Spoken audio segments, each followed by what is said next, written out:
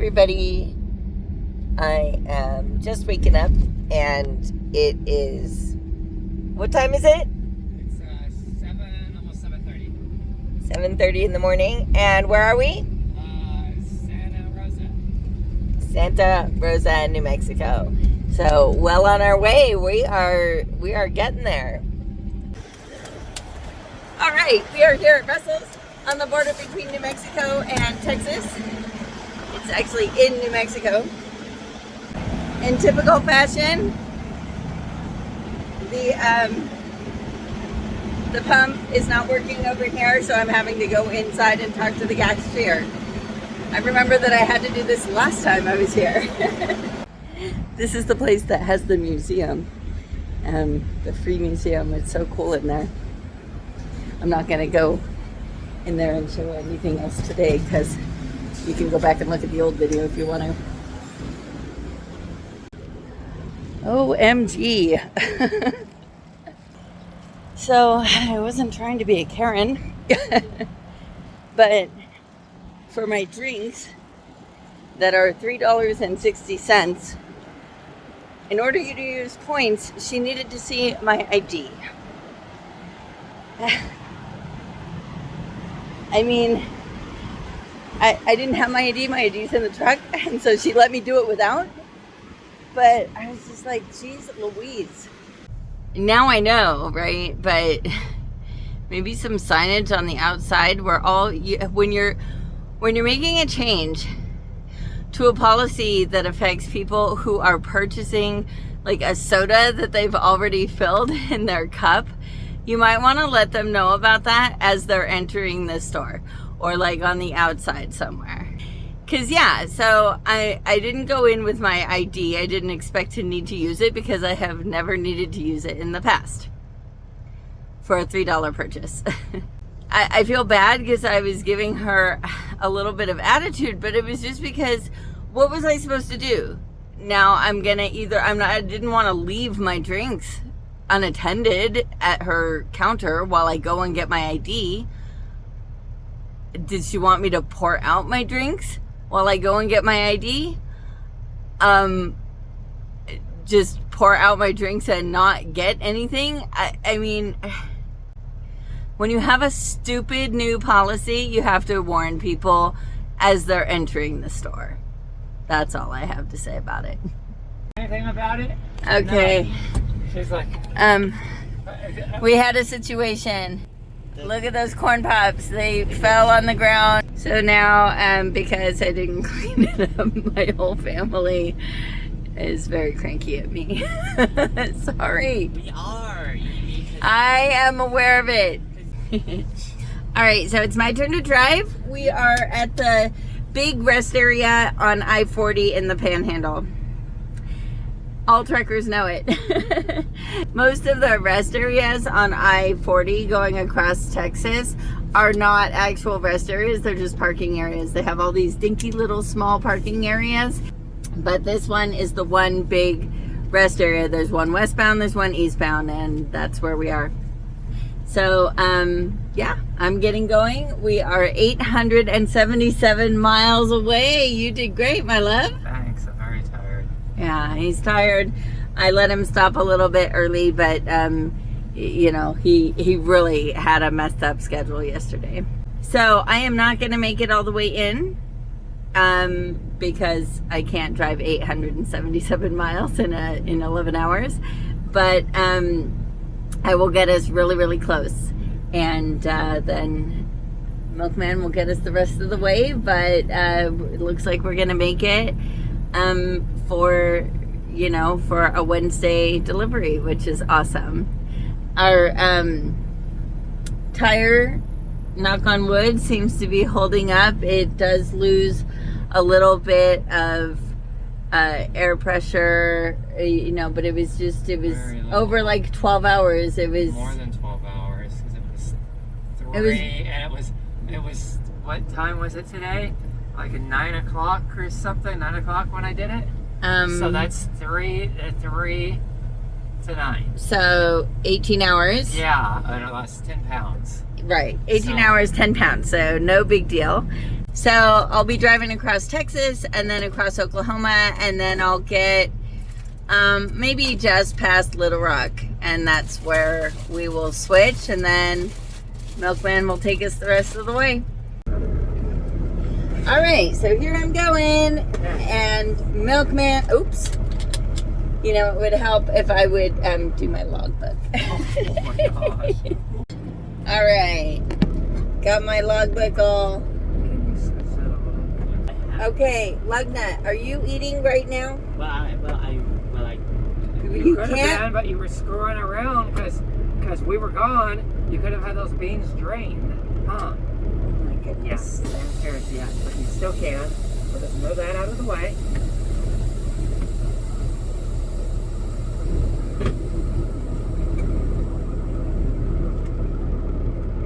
In case anybody is wondering about this this view of mine, it's just because it's actually super easy.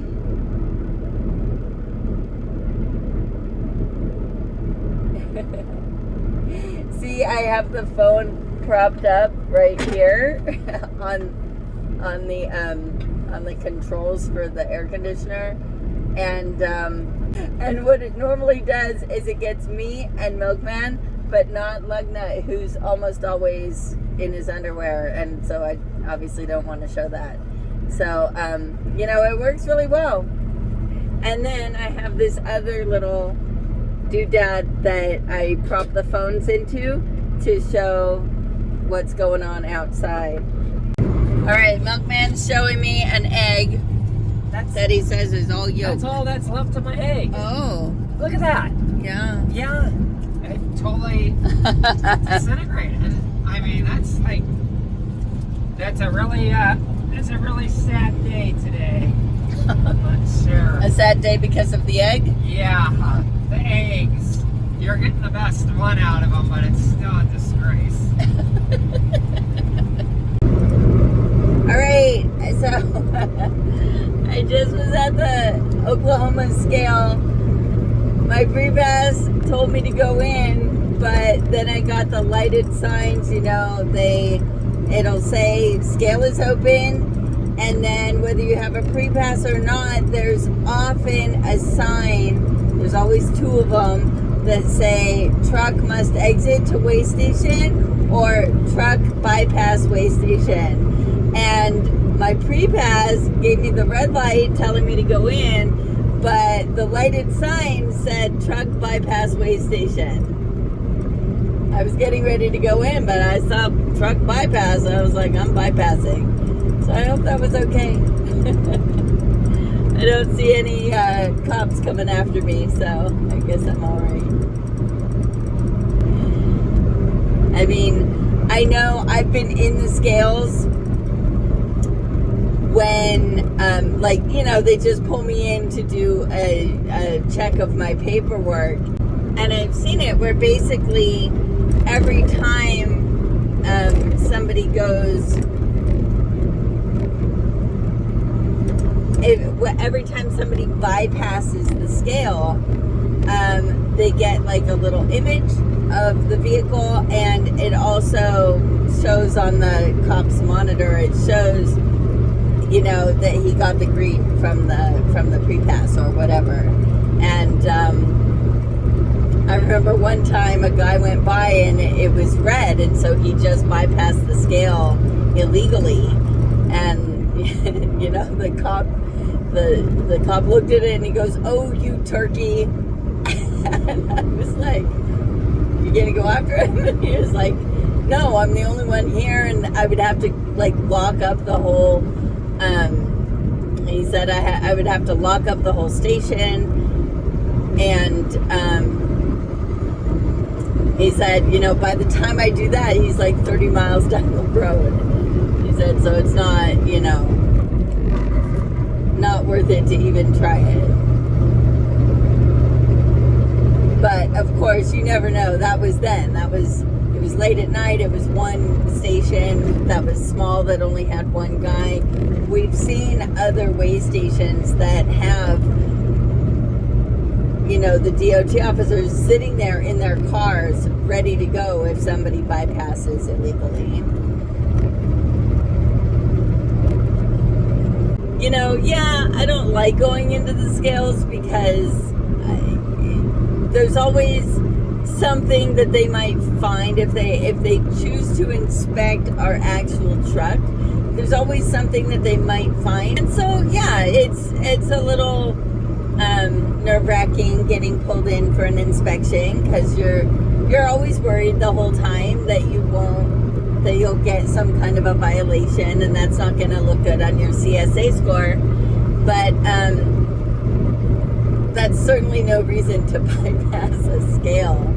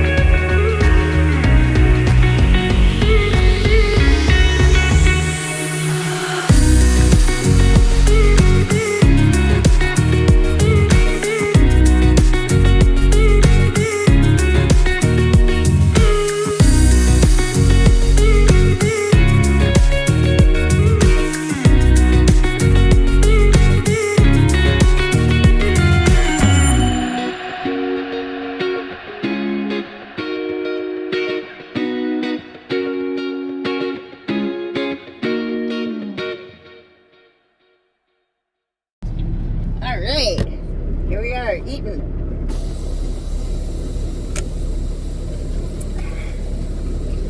I did my 30. Abba made his food. And we're ready to go. Oops. Forgot that we were on a downhill slope, so I wanted to put both. Wherever we're at a place where nobody ever comes. This road that you're on, there hasn't been one truck that's been on this road. We're in a rest area. Oh. And I'm at the very end of it. All right, ready for food. Woo! Thank you, Abba. All right, I am done for the day. It's just about midnight. I think it's actually a little bit after, and we're in Forest City, Arkansas, and so I got pretty far. We're about 250 miles away, so that should be maybe a little bit over 4 hours. I know Milkman has some 2-lane roads. I haven't been on this road in a long time, this 72. It goes across the very northern part of Alabama and Mississippi. So you pick it up in the Memphis area, and then it goes through the top of Mississippi and then into Alabama. So 2-lane roads, you kind of never know. The last time I was on it, It was a decent road. I mean, this was like at least, this was more than 10 years ago. It's been like probably 15 years since I've been on it. And even back then, it was a decent road. And there were just, you know, occasionally you would get into a town. As far as I can recall, when you got into a town, it had like a little bypass, so you didn't have to stop at every dinky little red light in the town. So hopefully that's still the case. Hopefully it's a good road. And I do feel bad because Milkman really hates the 2-lane roads much more than I do, and he's the one who has to drive it. Sorry, Milkman. Anyway, tomorrow morning we'll be delivering, and then we'll be searching for another load. So, wish us luck. All right, thanks for watching. We'll catch you next time.